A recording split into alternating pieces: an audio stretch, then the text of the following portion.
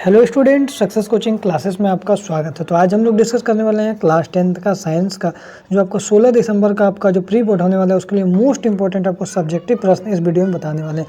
तो इससे पहले आपको बहुत सारा वीडियो बना चुके हैं। 3 वीडियो आपका ऑब्जेक्टिव का है, एक सब्जेक्टिव का वीडियो है, दूसरा आपका सब्जेक्टिव का वीडियो होने वाला है जो मोस्ट इंपॉर्टेंट आपको बताने वाले हैं क्वेश्चन जो फाइनल एग्जाम के लिए भी इंपॉर्टेंट है प्लस प्री बोर्ड के लिए भी इंपॉर्टेंट है। चलिए देखते हैं। सबसे पहला हमारा क्वेश्चन देखिए, एक वीडियो हम लोग कंप्लीट कर चुके हैं, तो आज हम लोग देखते हैं दूसरा वीडियो हम लोग देखने वाले हैं। यहाँ से चैप्टर नंबर 2 से आपका क्वेश्चन होने वाला है।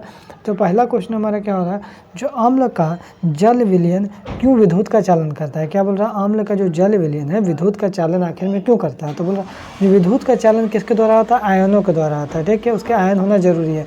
और अम्ल जो है जल में घुलकर H+ आयन देता है। कौन सा देता है, तो याद रखिएगा H+ आयन देता है, धन या ऋण का निर्माण करता है। इसलिए हम लोग बोल सकते हैं अम्ल का जो जल विलयन है विद्युत का चालन करता है। ठीक है, जैसे हमारा HCl H2O, तो HA3O+ यहाँ पर है और यहाँ पर Cl+ है। ठीक है, तो यहाँ ध्यान रखिएगा ये बात को। तो फिर समझ लीजिए, बोला अम्ल विद्युत का चालन आयन के द्वारा होता है और अम्ल जो है जल में घुलकर H+ आयन देगा, इसलिए अम्ल का जल विलयन विद्युत का चालन होता है। ठीक है, पहला क्वेश्चन हम लोग कंप्लीट हो गया। दूसरा क्वेश्चन क्या बोल रहा है, जो शुष्क हाइड्रोक्लोरिक गैस शुष्क लिटमस पत्र के रंग को क्यों नहीं बदलती है। शुष्क हाइड्रोक्लोरिक अम्ल जो है वियोजित होकर H+ आयन नहीं देता है, आयन नहीं देगा, अतः यह अम्ल अभिलक्षण ही प्रदर्शित नहीं करेगा क्योंकि H+ आयन नहीं देगा, तो जिसके कारण लिटमस पत्र के रंग में कोई भी चेंजेस नहीं होता है।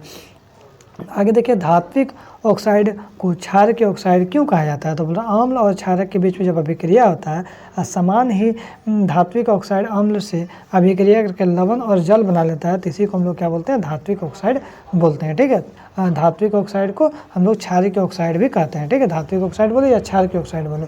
आगे देखिए क्या बोल रहा है, जो अम्ल के विलयन को तनुकृत करते समय हाइड्रोनियम आयन H3O+ सांद्रता कैसे प्रभावित होता है। तो याद रखिएगा, अम्ल के विलयन को तनुकृत करते समय हाइड्रोनियम H3O+ आयन की सांद्रता धीरे धीरे कम हो जाता है। ये क्वेश्चन आपका वेरी इंपॉर्टेंट क्वेश्चन है। ये क्वेश्चन देखिए, जल की अनुपस्थिति में, देखिए गौर करिए क्वेश्चन को, जल की अनुपस्थिति में अम्ल का व्यवहार अम्ल क्यों नहीं होता। देखिए जल की अनुपस्थिति, आपको पता है कि जल की उपस्थिति में ही H+ आयन मिलता है। यहाँ जल की अनुपस्थिति, जल ही नहीं है तो H+ आयन नहीं मिलेगा, और जब H+ आयन नहीं मिलेगा तो अम्ल का व्यवहार अम्ल प्रदर्शित करेगा, बिल्कुल नहीं करेगा। तो वही बात यहाँ लिख देना है, अम्ल केवल जल में घुलकर हाइड्रोजन आयन बनाता है, जल की अनुपस्थिति में H+ आयन नहीं बनते हैं, इस कारण से अम्ल अपना अम्लीय व्यवहार नहीं प्रदर्शित करता है। आगे देखिए क्या बोल रहा है यहाँ पर हमारा, जो ताज़ा दूध का pH मान 6 होता है, दही बन जाने पर इसका pH मान में क्या चेंजेस होता है।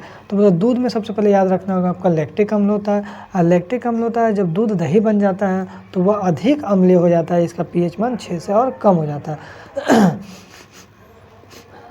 तो एक बात और ध्यान रखिएगा, अम्ल का जो pH मान होता है वो 7 से कम होता है, और क्षार जो है उसका pH मान 7 से हमारा अधिक होता है, और जो हमारा लवण है उसका pH मान पूरी 7 होता है। ये बात को बिल्कुल ध्यान रखिएगा।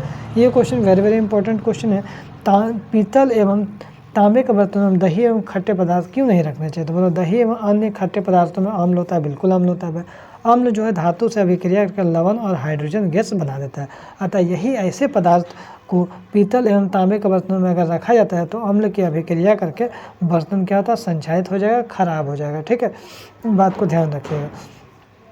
आगे देखिए, जब सोडियम हाइड्रोक्साइड विलयन में अधिक क्षारक मिलाते हैं तो OH आयन की सांद्रता कैसे प्रभावित होती है। बोल रहे हैं जब सोडियम हाइड्रोक्साइड विलयन में अधिक क्षारक जब मिला देते हैं ना तो क्या होता है, OH- आयन की सांद्रता अधिक हो जाती है। सिंपल बात यहाँ पर बोला गया।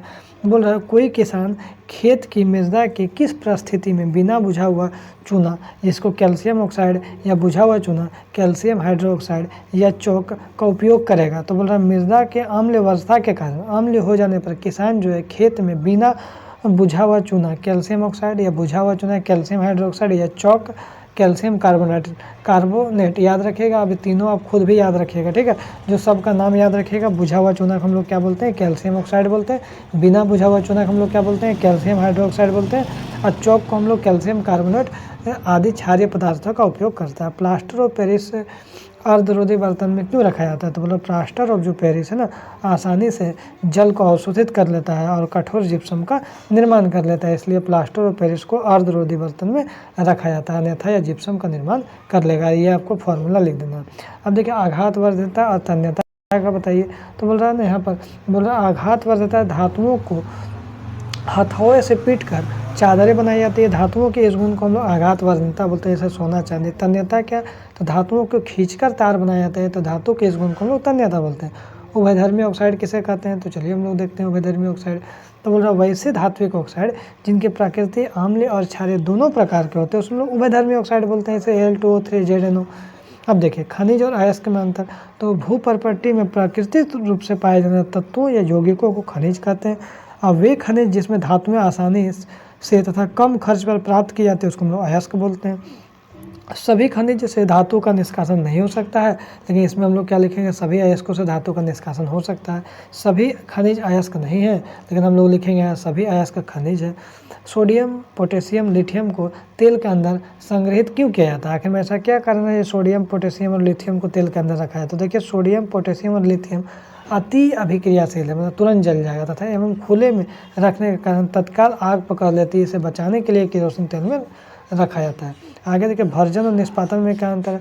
तो भर्जन बोल रहा है यह विधि सल्फाइड अयस्कों को ऑक्साइड अयस्कों में बदलने के लिए उपयुक्त किया जाता है। निष्पादन क्या, यह विधि कार्बोनेट और हाइड्रोक्साइड अयस्कों की समृद्धि के लिए उपयोग किया जाता है। इस विधि में अयस्कों को वायु में गर्म किया जाता है, इस विधि में अयस्कों को वायु की अनुपस्थिति में गर्म किया जाता है। ठीक है, ये बात को ध्यान रखिए। इतना क्वेश्चन हमारा मोस्ट इंपॉर्टेंट क्वेश्चन था। तो यदि हमारा वीडियो आपको अच्छा लगे तो लाइक शेयर सब्सक्राइब जरूर करें।